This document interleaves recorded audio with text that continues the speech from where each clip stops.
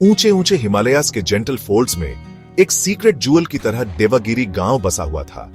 यहाँ की हवा हमेशा क्रिस्प और क्लीन रहती थी, जिसमें पाइन ट्रीज की खुशबू और गंगा रिवर की दूर से आती मरमर घुली रहती थी। देवागिरी के लोग सिंपल और हार्ड वर्किंग थे। वे सूरज के साथ उठते थे, अपने मेज और पोटैटोज के खेतों का ध्यान रखते थे और पूरे दिल और थके हुए शरीर के साथ सोने जाते थे। वे ऑनेस्टी और एक दूसरे की मदद करने में बिलीव करते थे। अगर किसी फैमिली की छत की मरम्मत करनी होती तो पड़ोसी टूल्स और टी के साथ पहुंच जाते। अगर कोई बच्चा खो जाता तो पूरा गांव उसे ढूंढने में लग जाता जब तक वह मिल न जाए। लाइफ हमेशा इजी नहीं थी, लेकिन इसे कम्युनिटी और कंटेंटमेंट की भावना के साथ जिया जाता था, जो ढूंढने से भी रेयर मिलती थी। इन्हीं अच्छे लोगों के बीच अर्जुन नाम का एक यंग मैन रहता था। वह गांव में किसी भी और व्यक्ति जितना हार्ड वर्किंग था, शायद उनसे भी ज्यादा। डॉन से डस्क तक आप उसे अपने फैमिली के छोटे से खेत में देख सकते थे। उसकी भौहें कंसंट्रेशन में सिकुड़ी हुई होती थी। वह बड़े केयर के साथ बीज बोता और डेडिकेशन के साथ सैपलिंग्स को पानी देता। हालांकि अर्जुन को एक प्रॉब्लम थी जो उसके खेत में किसी भी वीड से बड़ी थी। वह खुद पर बिलीव नहीं करता था। छोटी से छोटी सेटबैक भी उसके कॉन्फिडेंस को तोड़ देती थी।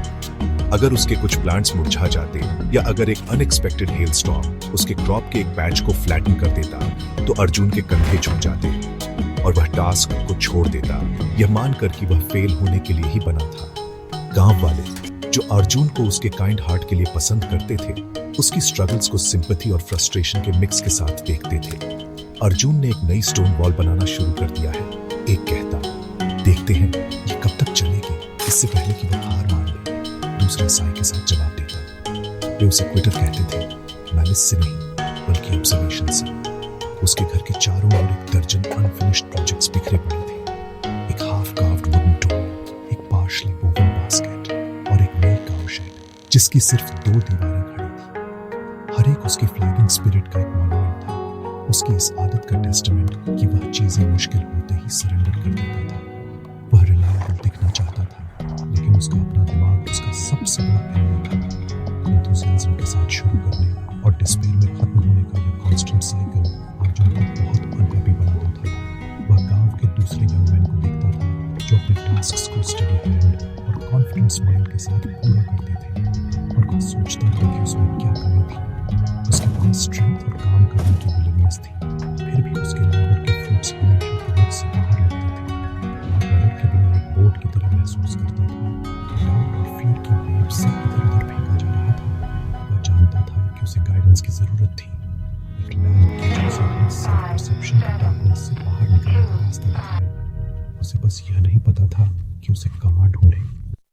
देवगिरी के किनारे पर, जहां गांव का रास्ता घने फॉरेस्ट से मिलता था, एक शानदार पुराना बैनियन ट्री खड़ा था।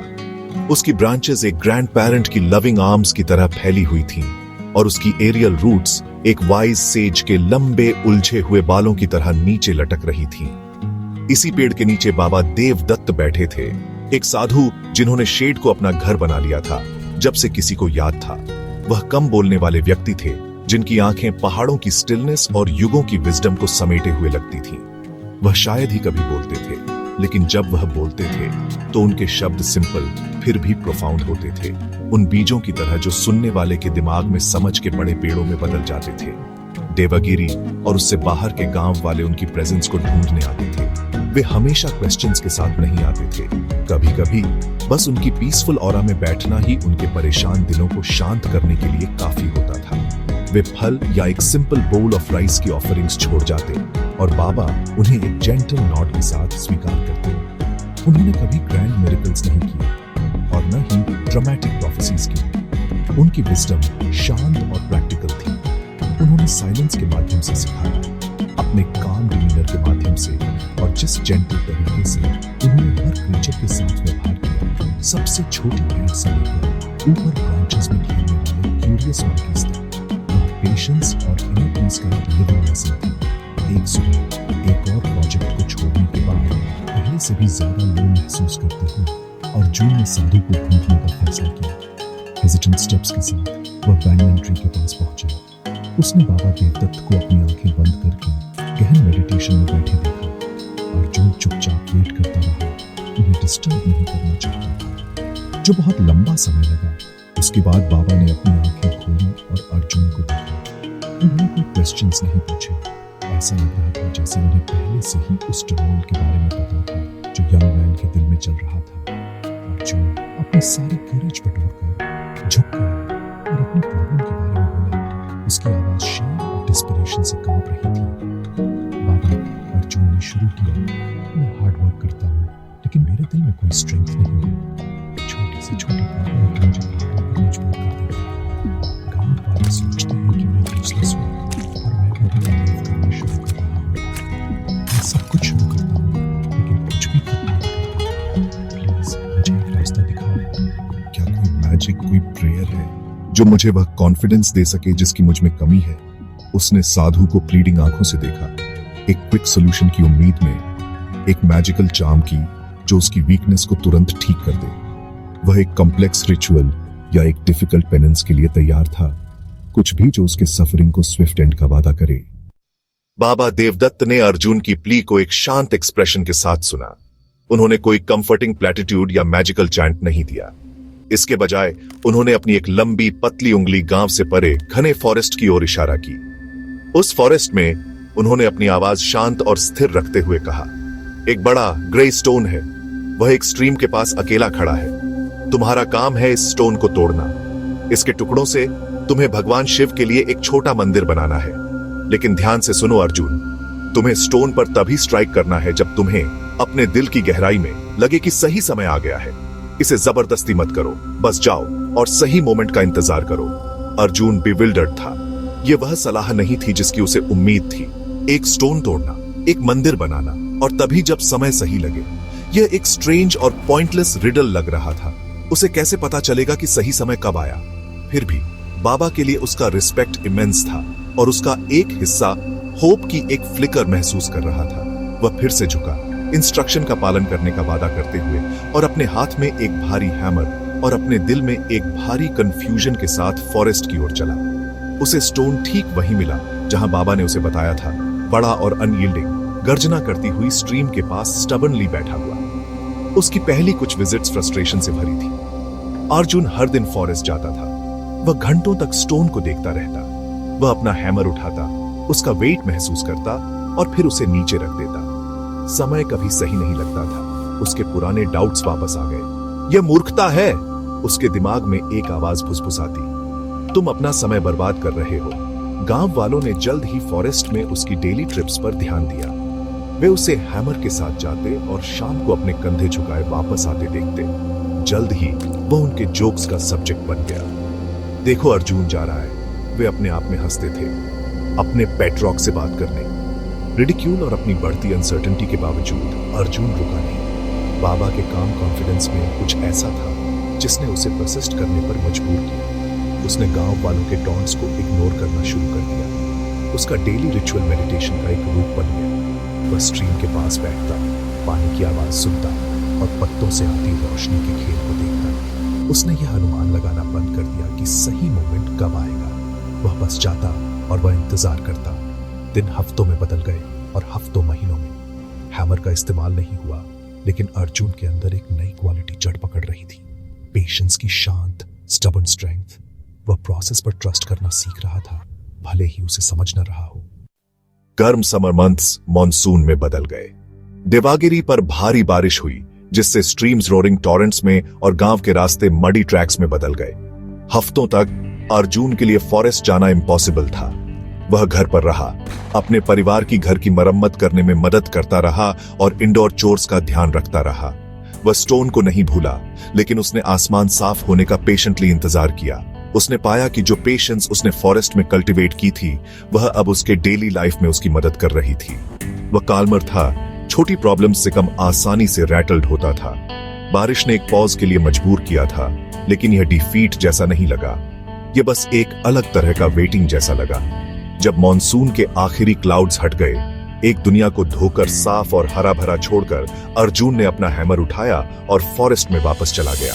हवा फ्रेश थी और जमीन सॉफ्ट थी। वह क्लियरिंग पर पहुंचा और बड़े ग्रे स्टोन को देखा। वह अब अलग लग रहा था, डैम्प अर्थ में गहराई से जमा हुआ, मॉस की एक पतली परत से ढका हुआ। जब वह उसके सामने खड़ा हुआ, तो एक स्ट्रेंज फीलिंग उसे घेर लिया। शांत सर्टेनिटी की भावना, एक गहरी इनर नोइंग। उसे कोई डाउट नहीं था, कोई हेजिटेशन नहीं थी। वह अपनी हर फाइबर से जानता था कि समय सही था।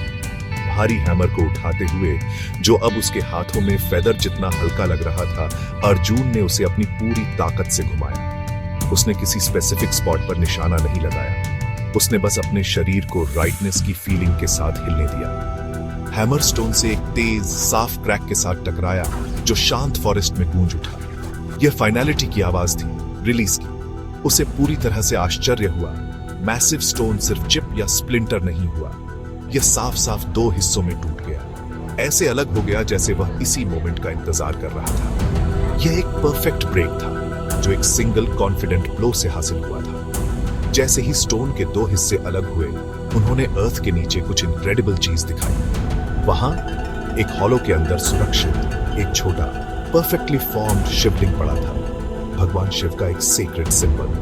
वह स्मूथ और डार्क था, हाल की बारिश से मॉइस्चर से चमक रहा था। अर्जुन ने हैमर गिरा दिया और घुटनों के बल गिर गया। उसकी आंखें वंडर से चौड़ी हो गईं। उसने सिर्फ एक स्टोन नहीं तोड़ा था, उसने एक श्राइन अनकवर किया था। उस मोमेंट में वह समझ गया, टास्क कभी उसकी फिजिकल स्ट्रेंथ के बारे में नहीं था। यह उसकी इनर स्ट्रेंथ, उसकी पेशेंस और खुद पर उसके फेथ को बनाने के बारे में था, जब तक वह सफल होने के लिए तैयार नहीं हो जाता।